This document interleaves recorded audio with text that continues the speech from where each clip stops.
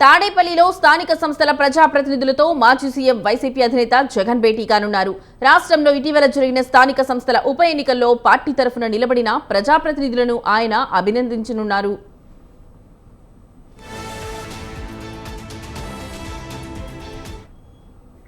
తాడేపల్లిలోని పార్టీ కేంద్ర కార్యాలయంలో జరిగే సమావేశానికి కోనసీమ జిల్లా, పశ్చిమ గోదావరి, బాపట్ల, ఎన్టీఆర్ జిల్లాలో 8 నియోజకవర్గాల్లోనూ వైసీపీ, ఎంపీటీసీ, జెడ్పీటీసీ సభ్యులు, పార్టీ మండల అధ్యక్షులతో పాటు కోఆప్టెడ్ సభ్యులు హాజరవుతారు.